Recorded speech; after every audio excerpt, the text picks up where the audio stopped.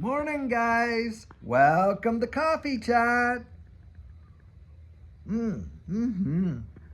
Guys, so delicious, so delicious, and that was my first sip right there. I'll tell you what. Wow. What a gorgeous, beautiful day. I just love, in Texas, they get 330 days of sunshine, something like that a year. And of course, there's no snow to shovel after moving from Canada like we did. And you don't have, and I'll tell you, that right there is a big bonus. Now, guys, the article that we're going to talk about this morning is one that Judy found, and it's one that is actually being, retweeted around and stuff like that. And it's a big time article. In this article, Ripple has now providing custody services for big banks, guys, for digital assets, and they're going to do it in a powerful way. Now, we know that they went out there and they acquired what I think it's like Mataco or something like that. I just said it was Mataco. I don't know exactly. Potato, whatever. Anyway, they got that, and of course, we know they took over standard custody as well. Guys, this is a major deal because what we're really talking about here is it getting integrated right into the fabric, as we know, of the financial systems. And of course, why would banks want custody, for digital assets? Well, guys, because they are out there, and what are they doing? They are tokenizing real world assets, like various security instruments are going to be tokenized and things like that. And these are going to be the frameworks for custodying all of that. And boy, oh boy, is this ever big. It is absolutely enormous because I'll tell you what, guys, this whole deal, like what's going on with the SEC and things like that, it has not slowed Ripple's engine down whatsoever. And further to that, when you're talking about big banks now having provisions where they can custody digital assets, how long is it going to be before banks start offering those kind of services to retail clients? Boom, right there. I think it's coming, guys. I do believe that is coming in a big way. Now, having said that, we may see some conditions and restrictions on self-custody, and hardware wallets. Maybe they're going to limit the amounts and things like that. Now, we don't know for certain if that's going to happen, but the reason I believe that there's the possibility of that happening is this. Look, all the years that I was up there serving as a federal officer, one of the things that I was dealing with quite a bit was, of course, insolvency legislation, bankruptcy, insolvency. Now, when a person has an insolvency event where they're filing either, a proposal, in bankruptcy or anything like that, a trustee is one that actually takes over the administration of their estate. And and they take over worldwide assets. Well, one thing that we see a lot in bankruptcy, of course, is bankruptcy fraud, people hiding assets, this and that.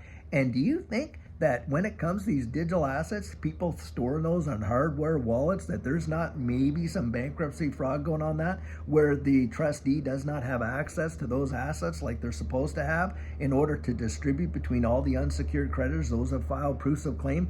Right there, guys, is one big time rationale that they might come out with for why they may limit self-custody or in ways the reporting of self-custody, and especially if custody can be provided to people right through their bank. That is going to be a big deal. But right now, of course, it's not for retail. This is for institutions. And is the framework in place? I mean, are we really not seeing the future being literally unfolded right before our very eyes? Of course, we are. And guys, a lot of people are out there and they are going to miss it. They're missing it altogether. They're not focusing on what's really going on. What they're focusing on is all the stuff that they got us out there. Oh, look at this over here and all this and that. I mean, don't you notice that some things that were big news within literally a few days, maybe 5 to 7 days, is no longer news at all? I mean, have you ever really realized that? I mean, right now, of course, the focus is on what's going on, of course, with the weather down there in Florida. And I obviously think we should be focusing on, talk about the pain and the heartbreak and the devastation that these weather systems can cause and things like that. And of course, it needs focus. But guys, what about all the other things that have been happening around the wide world? and all that kind of stuff. I mean, we're on the brink of WW3 practically, and yet that's barely even talked about. Oh, occasionally they'll throw that in there and stuff like that, and it's all seeming to be, look, a dog and pony show, a distraction 101. And most people are focused on that and not focused on how the world and the infrastructure for how things work is slowly being changed bit by bit by bit. And of course, when it does come, what happens? It seems like it's seamless to them. Oh, there's a new rule. Oh, there's a new procedure. Oh, there's a new this. But guys, there were literally months, if not years, of building towards those changes and things like that. And if you were aware of it back then, you could position yourself to benefit from it before it actually gets employed. Is that not right? And that is exactly what you and I are doing, being aware of this digital asset space and how distributed ledger technology is revolutionizing the way the world even works. And I don't think it's going to be way too much longer. I would give it, 12 to 18 months. We are going to see some big time changes in the way finance moves around the wide world. And on top of that, hey, your digital identity and all that goes with that, it is coming. I kid you not, and it is going to change the way everything works. And we may not even recognize the world that we left once all the changes get implemented. Because I'll tell you what,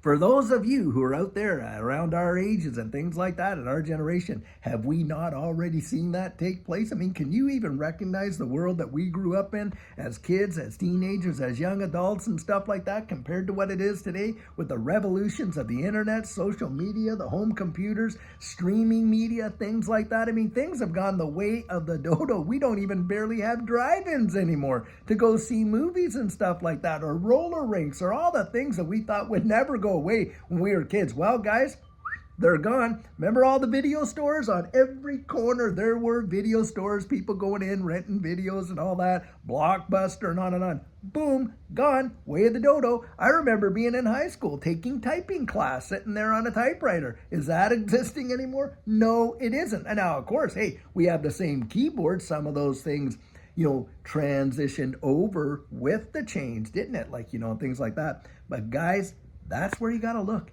The changes are coming, are going to be staggering. And this is truly amazing. But this is a big time development for Ripple to come out there and do that. Now, I will put the link to that article in this video so you can actually dig it up and read it. But guys, it is amazing, amazing, amazing. I'll tell you what, it gets me excited every time I see these new developments, because it's just inching us closer and closer and closer to what I believe is going to be like one of those, Precambrian explosions, whatever they call it, where things just take off big time. And boy, oh boy, have we ever been getting ready and setting ourselves up and waiting for that. And I hope you are too, I'll tell you what. So guys, until later on today when we have an amazing, fabulous video for you, have a great one and take care.